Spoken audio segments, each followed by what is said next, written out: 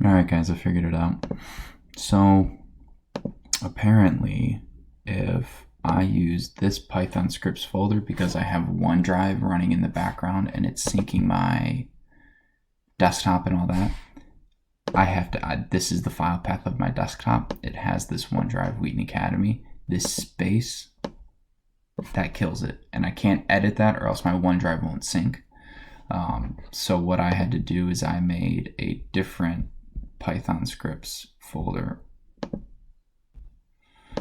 and I put it in here, and now it works. So if you guys are using OneDrive, you have to have a different location, not on your OneDrive, that you can access. And what I ended up having to do is I had to add this Python scripts folder to my environment, my path variables, which it took 20 seconds, but if you guys don't know how to do that, again, you go to environment variables and you select path. I did it for both. You do edit, new, Python scripts. You click OK. You come down here, edit, new, Python scripts. As you can see, it's already there.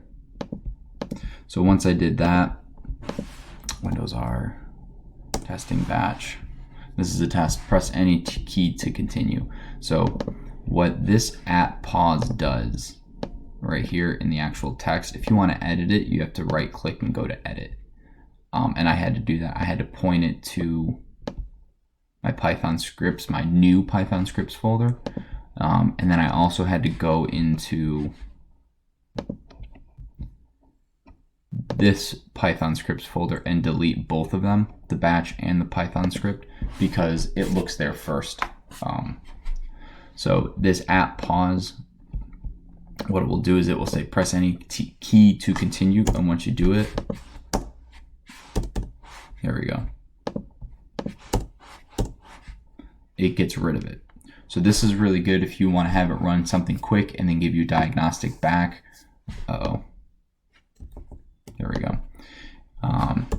For example, if you wanted to run and make sure no one has messed with any of your most recently used files or whatever, and you wanted to run real quick in the background, you would just do Windows R, testing batch. Okay, oh wait, someone messed with my stuff, and then you can go into it. But if you don't have anything to display, or if you just want to read the results, you have to have that @pause. So again, I'm going to go back over all of this, how to do it. Once you've created your Python script, you save it in a location that is accessible by the path, the path variable path. Again, if you don't know how to do that, I just showed you how to do it. All of your guys' Python scripts folders that you have on your desktop should work unless you're using OneDrive. I'm not sure if Google Drive does it that way, where they put. This is actually one of, I really hate that they do this. I don't know if I can't remember if Google Drive does, because I don't use Google Drive. If they don't, you should be okay. But if you're running into the problem where it says it can't find blank and you know it's right, the error I was getting, I noticed it cut off all of this. It says it can't find the file, and it was only looking here. So it's that space hyphen. It's that first space that really kills it. So sorry about that. Where was I? I don't have you guys here to help me. Okay.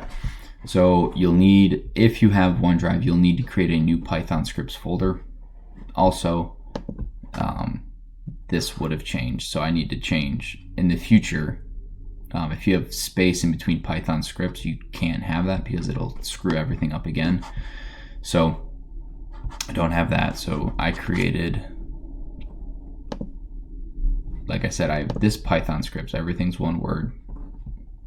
And then you save your Python script right here. You save it in this location.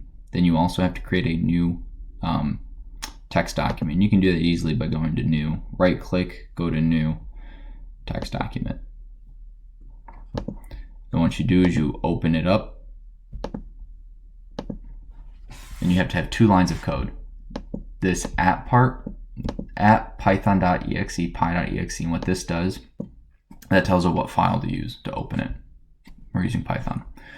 This is the absolute path to the file that you want to run.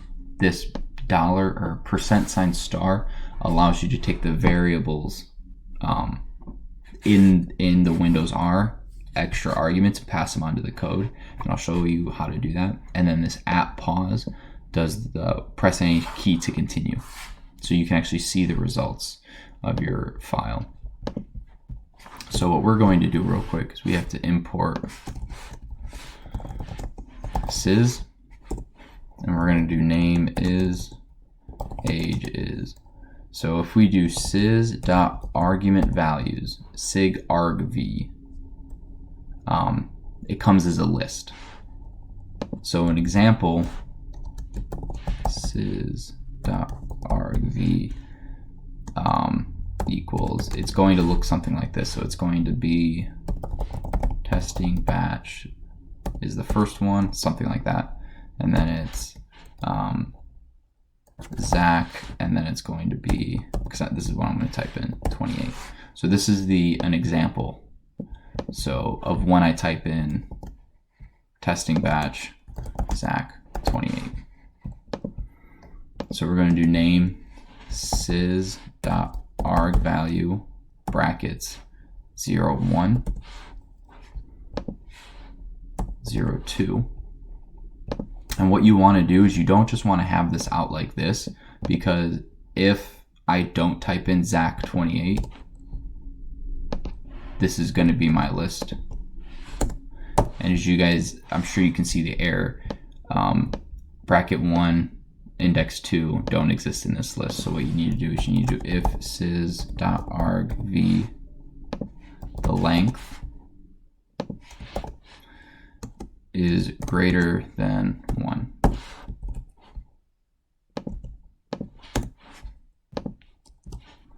And then you do print else name is blank, age is blank. This is a test. And then we're going to go period. Name is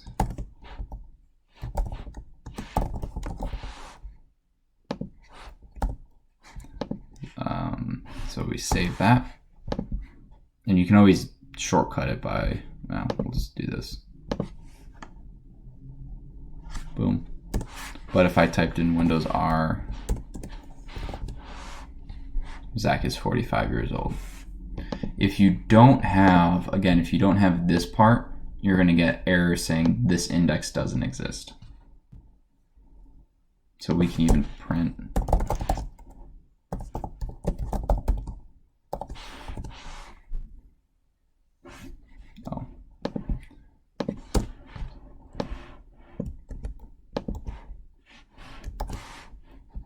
and if we do Windows R, this is a test, blank is blank years old. Oh, I didn't show. And it shows you, this is, that's the only test. Oh, so it has the full path name, testing batch. And if we did Windows R, you get Zach and 45. So that's really helpful, especially if you want to take like my map it program. Oops, Windows R, map it. I can have a destination, and I can have it instantly map the directions from my house to that location. Let's see how long this video is. Gosh, 9 minutes. All right, I'm sorry that this one's so long. I'll have you guys do an assignment. You guys have a quiz later this week. It'll probably be Wednesday, just an FYI. I'll give you guys a review question tomorrow. Hope you guys are doing well, and I'll talk to you later.